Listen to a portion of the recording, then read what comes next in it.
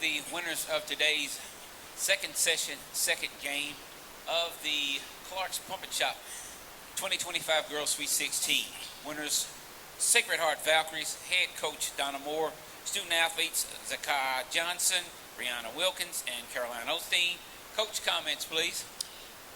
It wasn't pretty, but we got the win. I thought we did some really good things offensively. Once we got them in foul trouble a little bit, that we started getting some drives to the basket, and we got the first half. I have Caroline up here because I think she scored 5 points when we really needed them. She hit a three and then got a basket in there on the inside. I thought we did a good job. Bree, double figures for her, and then a double-double for Zakiah. So just really, survive in advance, and there was a lot of fouls called in that game.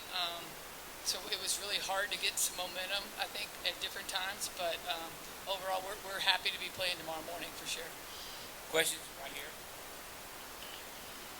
Coach, you ended up winning the rebounding battle tonight against a team like Cooper. Can you talk about the physical presence on the boards? Yeah, we knew they were going to be physical. I mean, through the years, probably all 4 years he's been here, they probably played us the best defensively. They really get after us.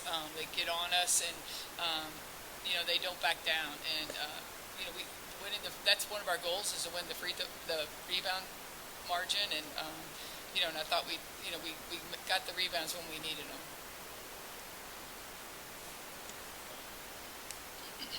Zakiah picks up that second foul, about 5 minutes and change there in the second quarter, but you extend the lead from that point. Just speak of how pivotal that stretch was to go into half. Yeah, I was going to leave her on the bench. I used to have a rule where we didn't play if you had 2 fouls the first half, but I've kind of gotten away from that. But when we kind of extended the lead, I gave her a longer break and then put her right back.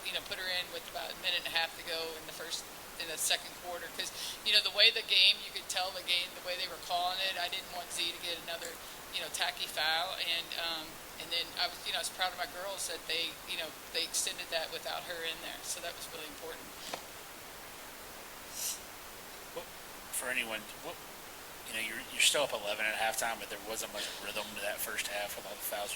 What was the key, maybe, to kind of getting it more to your all's pace there in the third quarter and extending the lead?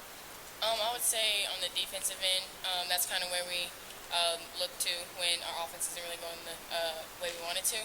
So I think just kind of picking the pace up on defense and speeding them up, like that's our pace. We know they're kind of slower team, so just speeding them up kind of, I guess, motivated us on the offensive end. Yeah, and I think coming out of that third quarter, Tootie got a lot of touches. We went to our full court press, and she jumped up and got a couple deflections and a layup or two, and I think that really kind of helped set the tone, because we started, and then he got a timeout right away when we got a couple layups. But I think that really, we tried to get into press to kind of speed the game up a little bit more.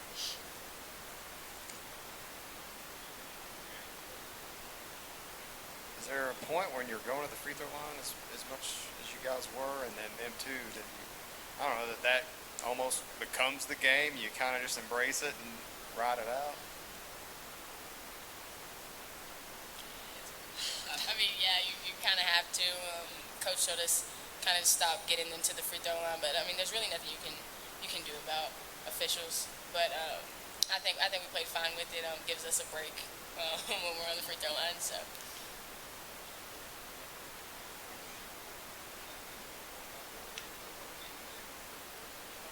Yeah, that was, it was a lot, and we kept putting Noelle on the line. And when we played them up at their place in January, early January, that's the way we kind of felt like they stayed in the game, was by putting them in the free throw line, and we did that the second quarter, and Noelle went 13 for 14 from the line, and but we kind of knew we didn't want to do that, but it just the way the game was being called, that's just the way it was.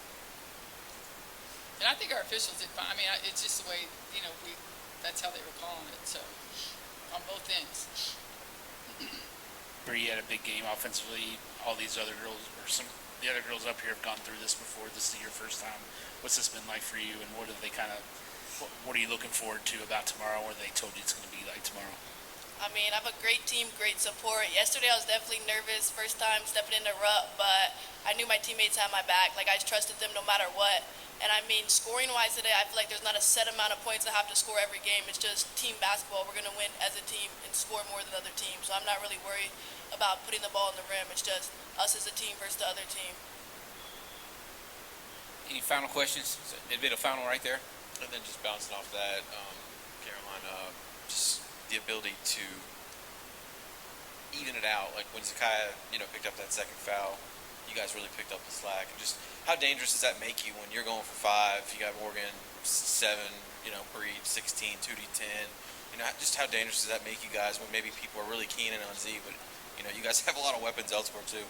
I think a lot of people try to double off of me, and my coaches have taught me how to do that. And I think that when I need to shoot the ball, and it makes us a lot more dangerous when I'm scoring because it gets one of the two people off of Z, so then she starts to get more points too, and it makes our offense flow more when I'm shooting too.